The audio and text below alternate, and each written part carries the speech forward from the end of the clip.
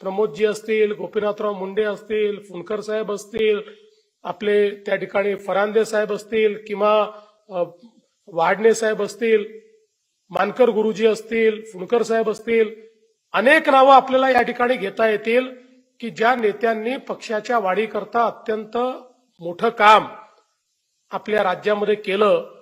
पहिल्यांदा 95ला आपण युतीच्या सरकारमध्ये आलो त्यावेळी भारतीय जनता पार्टी हा छोटा पक्ष होता. छोटा म्हणजे तुलनेनं शिवसेनेपेक्षा कमी जागा मिळालेला आणि म्हणून आपल्याला उपमुख्यमंत्री पद त्यावेळी स्वीकारावं लागलं.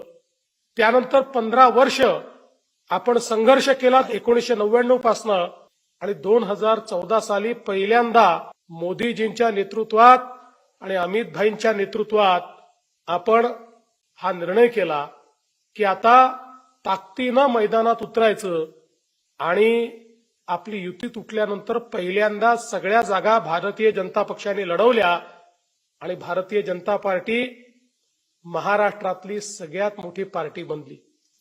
भारतीय जनता पार्टीनं महाराष्ट्रामध्ये सर्वाधिक जागा मिळवल्या आणि आपला मुख्यमंत्री झाला. 5 वर्ष आपण उत्तम काम केलं, लोकांनी पुन्हा निवडून दिलं. पण उद्धवजींच्या सेनेने बैमानी केल्यामुळे आपलं सरकार गेलं. 2.5 वर्षाने पुन्हा सरकार आलं. पण त्यावेळी त्या विशिष्ट परिस्थितीमध्ये अधिकच्या जागा असताना देखील ज्यांनी आपल्याकरता त्या ठिकाणी पदाचा त्याग करून आणि हिंदुत्व हे जगलं पाहिजे किंवा हिंदुत्व हे टिकवता आलं पाहिजे याकरता उद्धव सेनेचा त्याग केला. ते एकनाथराव शिंदेजी यांच्या नेतृत्वामध्ये आपण सरकार तयार केलं आणि पुन्हा 2024च्या निवडणुकीमध्ये अभूतपूर्व अशा प्रकारचं यश आपल्याला प्राप्त झालं. हे खरं आहे की लोकसभेमध्ये आपल्याला यश मिळालं नाही. त्याची कारणंही बावनकुळे साहेबांनी सांगितली. फेक नरेटिव्हमुळे केवळ 2 लाख मतं कमी पडली आणि 31 जागा आपण हारलो. पण आपण थांबलो नाही, आपण घाबरलो नाही. आपण पुन्हा जिद्दीनं पेटलो आणि मोदीजींच्या नेतृत्वात पुन्हा मैदानात उतरलो आणि महाराष्ट्रामध्ये अभूतपूर्व अशा प्रकारचा विजय मिळाला. 132 जागा आपल्याला आणि सोबत आपले 5 मित्र असे 137 आपले निवडून आले आणि एकूण आपल्या सोबतची शिवसेना आणि राष्ट्रवादी मिळून 235 जागा.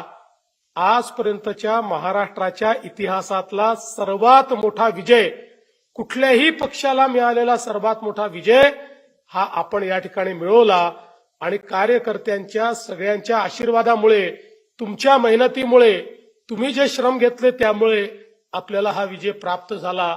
आणि पुन्हा एकदा आपल्या सगळ्यांच्या आणि पक्ष नेतृत्वाच्या आशीर्वादामुळे महाराष्ट्रामध्ये मुख्यमंत्री म्हणून मला जबाबदारी मिळाली. खरं म्हणजे मी आपल्या सर्वांचा ऋणी आहे की या देशातल्या सर्वात मोठ्या पक्षाचं महाराष्ट्रामध्ये नेतृत्व करण्याची संधी ही वारंवार आपल्या सगळ्यांच्या मदतीमुळे, आपल्या आशीर्वादामुळे, आपल्या सहकार्यामुळे आणि अर्थातच भारतीय जनता पक्षाच्या नेतृत्वामुळे मला वारंवार या ठिकाणी करायला मिळाली. आणि आज सातत्याने आपण हे नवीन राज्य आल्यानंतर देखील मोठ्या प्रमाणात विकासाचं काम करण्याचा प्रयत्न करतोय.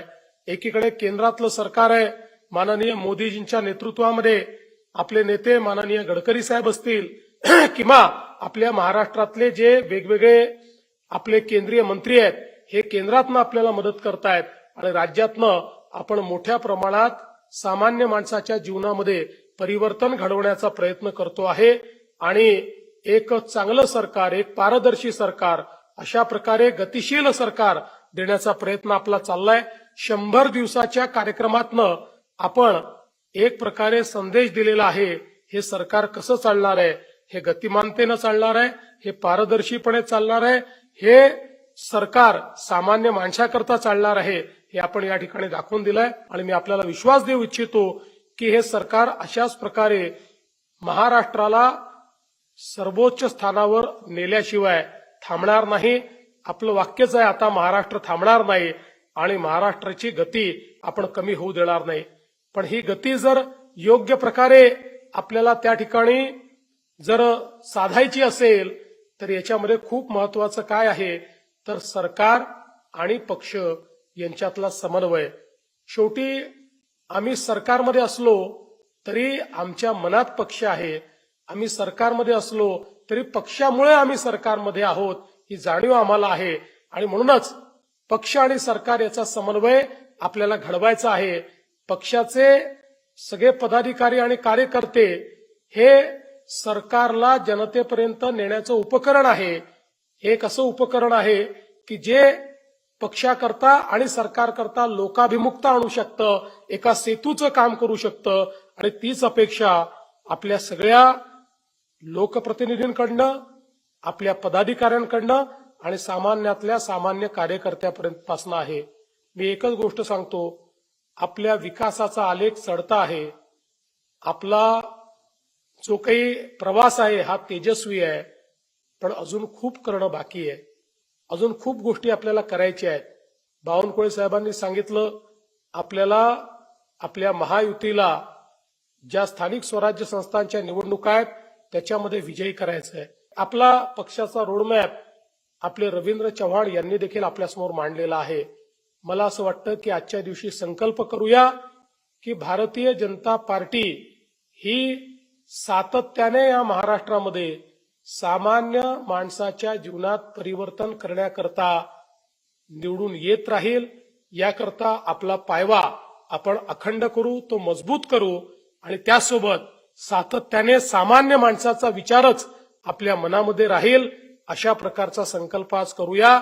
हा पक्ष महान आहे, याला अधिक महान कसं बनवता येईल आणि त्याच्यामध्ये छोटंसं योगदान आपलं कसं राहील अशा प्रकारचा संकल्प आजच्या दिवशी आपण सगळे मिळून करूया.